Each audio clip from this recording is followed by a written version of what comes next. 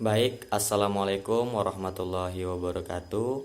Perkenalkan, nama saya Muhammad Akmaluddin, NIM A1A220007, Prodi Pendidikan Sejarah, Fakultas FKIP, Angkatan 2020 Universitas Jambi. Di sini saya akan menjelaskan sifat-sifat wajib mustahil bagi Allah dan Rasul-Nya. Baik, yang pertama sifat-sifat wajib bagi Allah. Sifat-sifat wajib bagi Allah terdiri dari 20 sifat, yaitu yang pertama wujud, yang artinya ada. Yang kedua qidam, yang artinya terdahulu. Yang ketiga baqo, yang artinya kekal. Yang keempat mukhalafatul lil hawadisi, berdiri dengan makhluk ciptaannya. Yang kedua yang kelima qiyamuhu binafsihi, yang artinya berdiri sendiri. Yang keenam wahdaniyah, yang artinya tunggal atau esa. Yang ketujuh qodrat, yang artinya berkuasa. Yang kedelapan iradat, yang artinya berkehendak. Yang kesembilan ilmu, yang artinya mengetahui. Yang kesepuluh hayan, yang artinya hidup. Yang kesebelas sama, yang artinya mendengar. Yang kedua belas basor, yang artinya melihat. Yang ke-13 kolam, yang artinya berfirman. Yang ke-14 qadiron, yang artinya berkuasa. Yang ke-15 muridan, yang artinya berkehendak. Yang ke-16 aliman, yang artinya maha mengetahui. Yang ke-17 hayan, yang artinya maha hidup. Yang ke-18 sami'an, yang artinya mendengar atau maha mendengar. Yang ke-19 basiron, yang artinya maha melihat. Yang ke-20 mutakaliman, yang artinya berfirman atau berkata-kata. Berikut itu adalah 20 sifat wajib bagi Allah. Yang berikutnya sifat mustahil bagi Allah. Sifat mustahil bagi Allah memiliki 20 sifat, antara lain yaitu 1. Adam, yang artinya tiada. Yang kedua hudus, yang artinya baharu atau bisa diperbaharui. Yang ketiga fana, yang artinya binasa atau tidak kekal atau mati. Yang keempat mumatsalatu lil hawadisi, yang artinya menyerupai makhluknya. Yang kelima qiyamuhu bi ghairihi, yang artinya berdiri dengan yang lain. Yang keenam ta'adud, yang artinya berbilang-bilang atau lebih dari satu. Yang ketujuh azun, yang artinya lemah. Yang kedelapan kahara, yang artinya terpaksa.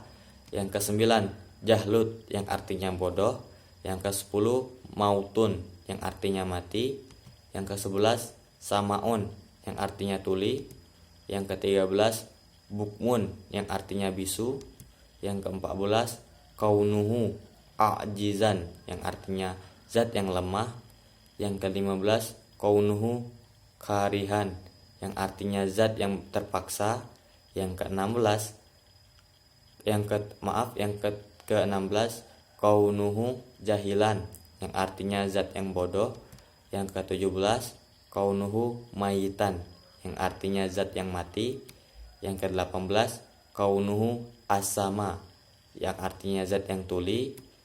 Yang ke-19 kaunuhu a'ma, yang artinya zat yang buta. Yang ke-20 kaunuhu abkama, yang artinya zat yang bisu. Demikianlah penjelasan mengenai sifat wajib dan mustahil Allah Subhanahu wa taala. Semoga kita bisa menambah ilmu ketauhidan dan semakin mengenal tentang sifat wajib dan mustahil Allah.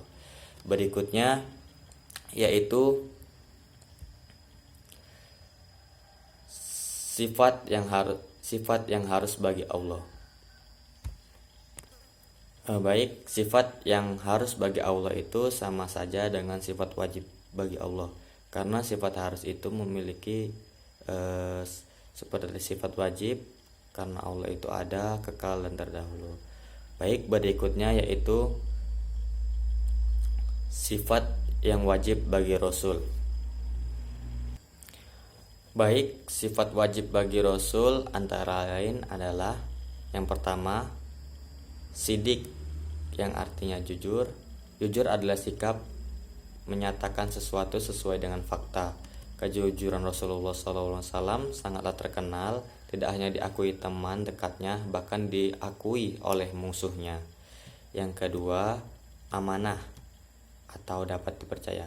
Amanah merupakan sifat yang dapat dipercaya apabila suatu urusan dipercayakan kepadanya, maka dia akan melaksanakan urusan tersebut dengan sebaik-baiknya. Yang ketiga, tablik.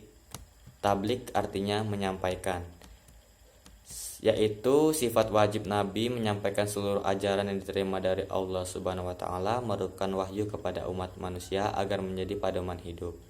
Yang keempat, fatonah, yang artinya cerdas. Sifat fatonah merupakan sifat yang pasti dimiliki. Kita pahami betapa sulitnya tugas yang dibebankan Rasulullah SAW sehingga wajib memiliki sifat cerdas. Rasulullah SAW terkenal sebagai seorang yang cerdas dan pandai, serta sangat arif dan bijaksana. Dalam mengambil keputusan didasari dengan pertimbangan dan pemikiran matang. Baik, berikutlah sifat wajib bagi Rasul menurut saya. Baik, berikutnya yaitu sifat yang mustahil bagi Rasul. Baik, jika tadi sifat wajib Nabi atau Rasul adalah sifat yang dapat diteladani dan dalam kehidupan harian umat manusia, ada pula sifat mustahil yang tak mungkin ada dari Rasulullah SAW. Yang pertama, al-kizib. Sifat mustahil pertama adalah kebalikan dari sifat wajib as-sidik, yaitu al-kizib, yang berarti bohong atau dusta.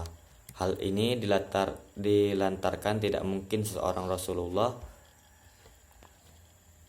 mengatakan sebuah kebohongan atau dusta.